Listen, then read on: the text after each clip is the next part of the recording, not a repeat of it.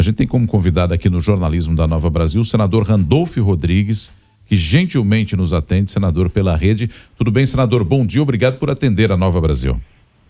Satisfação toda minha. Bom dia a todos os ouvintes da Nova Brasil. Ô, senador, qual é a avaliação que o senhor faz dessa ação perpetrada ontem pela Polícia Federal e envolvendo o nome do ex-presidente Jair Bolsonaro, inclusive com a apreensão de passaporte, culminando também com a prisão de pessoas do seu entorno e até pessoas ligadas às Forças Armadas, generais também sendo presos, e mais, em consequência disso, por um outro ato, mas de qualquer modo algo que deve ter repercussão também, a prisão do presidente do PL, Valdemar Costa Neto. Qual é a avaliação que o senhor faz dessa operação como um todo?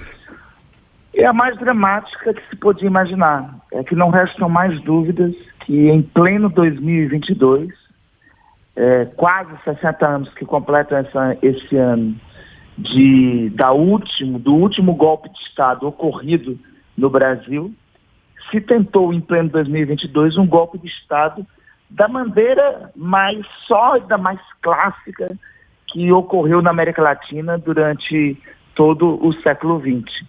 Não foi o que se tentou em 2022, não foi o meio mais sofisticado, como é descrito na célebre obra do Steve Levitsky, do Daniel Ziblatt, de Como as Democracias Morrem.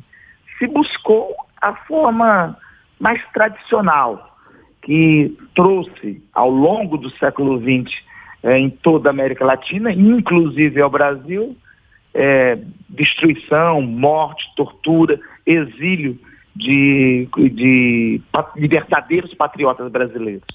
Isso não restam mais dúvidas até esse instante, até os acontecimentos de ontem, existiam dúvidas sobre o que seria o 8 de janeiro. Se teria sido, como alguns diziam, ato isolado, evento de baderneiros, ou até como absurdamente acusavam, que tinham sido atos de eventos infiltrados. Hoje, e com os acontecimentos de ontem, e com os áudios revelados nessa madrugada, não restou dúvida que o 8 de janeiro foi o ápice de um processo organizado que buscou subverter a democracia brasileira. A operação da Polícia Federal de ontem deixou patente que esses eventos, dramática e tristemente, não se concretizaram graças ao comprometimento da maioria do Exército Brasileiro e de setores das Forças Armadas com as democracias. Uhum. Mas também quase ocorre, lamentavelmente, por outro lado, com a participação de membros das Forças Armadas. Isto que fica patente, eu acho que hoje, inevitavelmente, confirmado pelos eventos dramáticos e históricos que foram revelados no dia de hoje. Senador, essa altura, o que é que se espera? É que ocorra, de fato, punição para que esses eventos nunca mais aconteçam. Senador, como a base governista responde a tantas críticas da oposição sobre perseguição política e que medidas podem ser tomadas nesse momento no âmbito do Congresso Nacional? Bom, perseguição, eles tentaram golpe de Estado. Eles tentaram caçar a maior conquista dos brasileiros em 35 anos. Eles saíram da raia do jogo da política. O áudio desta madrugada, que revela uma reunião do presidente da República com o alto escalão do seu governo, conspirando contra o Brasil, chegando alguns a dizerem: nós temos que nos levantar contra algumas instituições, como é dito pelo chefe do GSI do governo passado. A única perseguição que existiu, que ocorreu, foi contra a democracia brasileira. Eu acho até cínico alguns deles dizerem que foi tentado, que tentado não é concretizado, que não tinha tanques na rua. Ora, a contradição deles é revelada e exposta pelo próprio Código Penal no artigo 359-L. Diz: tentar com emprego de violência ou grave ameaça abolir o Estado Democrático de Direito.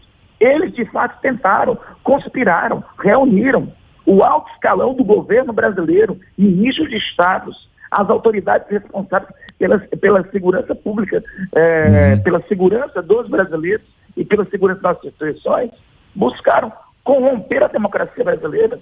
Não resta mais dúvida disso. Senador, A perseguição que existia era a perseguição deles contra a existência, contra a possibilidade de continuarmos existindo sobre a égide de um Estado democrático de direito. Senador, o Diego Amorim, em Brasília, também tem pergunta ao senhor. Pois não, Diego? Perfeito. Bom dia, senador. Bem-vindo mais uma vez ao Jornalismo da Nova Brasil Diego. FM. Eu tenho duas perguntas objetivas.